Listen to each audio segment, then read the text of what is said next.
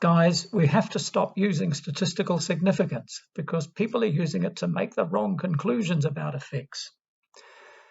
The evidence for that is what I'm presenting here, based on presentations at last year's ECSS in my report at Sports Science. I found that almost everyone concluded that significance is real or substantial and that non-significance is no effect or a trivial magnitude. Were these conclusions misleading? You bet. I show they range from sometimes through to often grossly misleading. I've used rejection of non-substantial and substantial hypotheses as much better and decisive evidence for substantial and trivial. And to do that, I've had to choose smallest important magnitudes to define substantial, and alphas or p-value thresholds for the hypothesis tests, and appropriate for effects on athletes. And of course, I've used non-clinical and clinical magnitude-based decisions in which the p-values are interpreted as Bayesian probabilities of the magnitudes. And I'm going to explain it all using compatibility or confidence intervals, to show how the tests and MBD work. Okay, so let's see how it works for significant effects. And there were 31 of these at the conference that I analysed. This figure shows the compatibility or confidence intervals for the significant effects. There's an obvious one. That's a 90% compatibility interval, but the 95 intervals did not overlap 0. That means they were significant. The arrowhead means that it could be extending way over to the right. Now, the hypothesis you reject here is the non-positive. All that means is that the interval falls entirely in positive regions. So it's definitely positive. That's your conclusion with testing. And with MBD, that's the same as very or most likely positive. There's another one that falls in negative values. Altogether, there were 16 of those.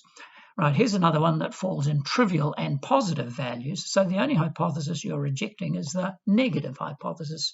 And in MBD, it's possibly or likely, positive and or trivial, just depending on where it falls. And here's one falling on the other side, altogether 12 of those. And there are a few just like this where the interval falls entirely in trivial regions. So you're rejecting the negative and positive hypotheses. It's definitely trivial, and an MBD, very or most likely trivial, 3 of those.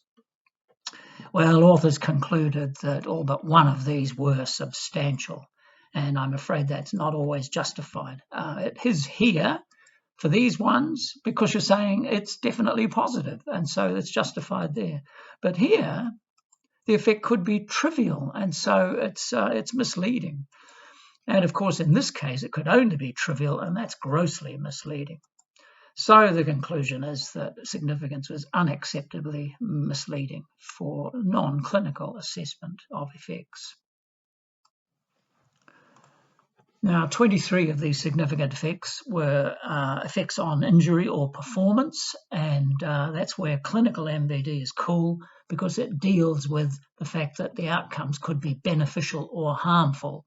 Now, here are a couple of compatibility intervals where the harmful hypothesis is rejected, and to think in terms of harm, you've got to have a 99% compatibility interval on the harm side, and for benefit, we'll see in a minute, 50% on the benefit side.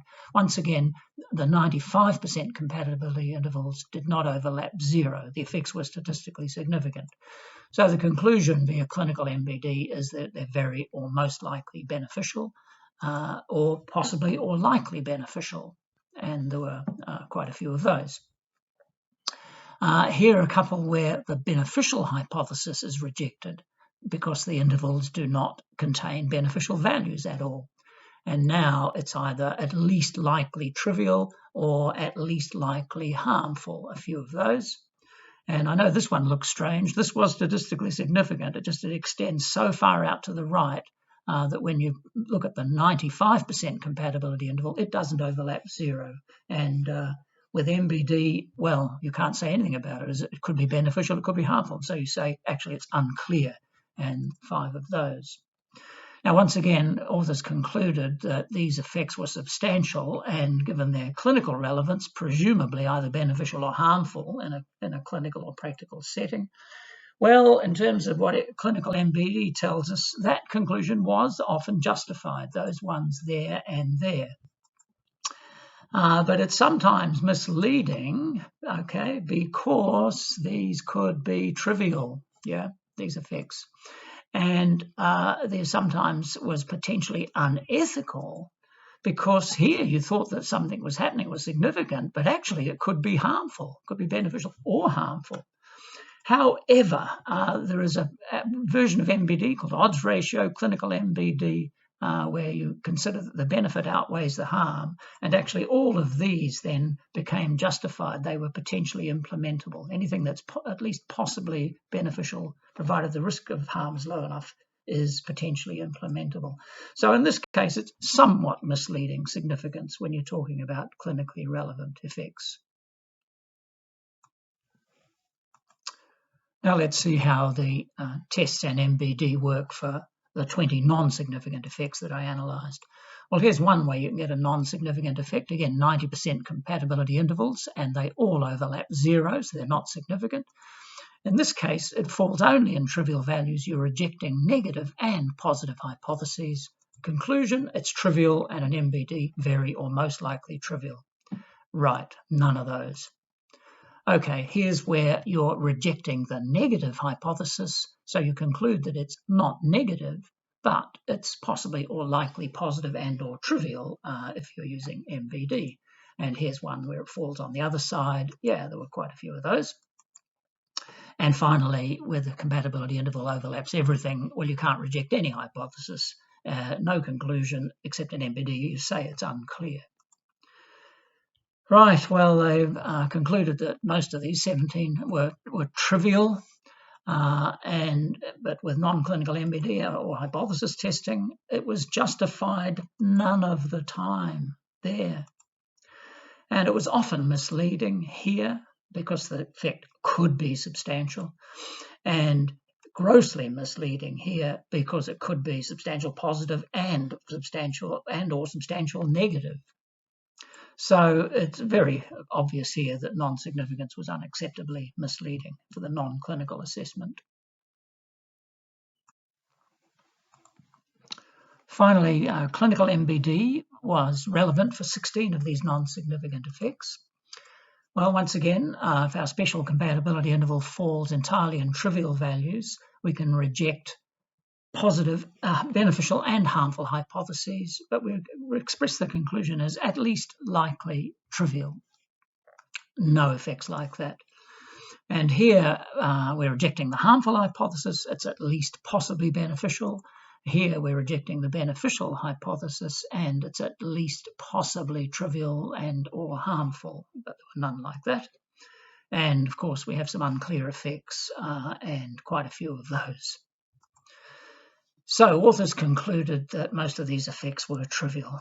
Well, in terms of clinical MBD, that was justified none of the time. It was sometimes misleading because the effect could be beneficial. We could implement it if it's possibly beneficial.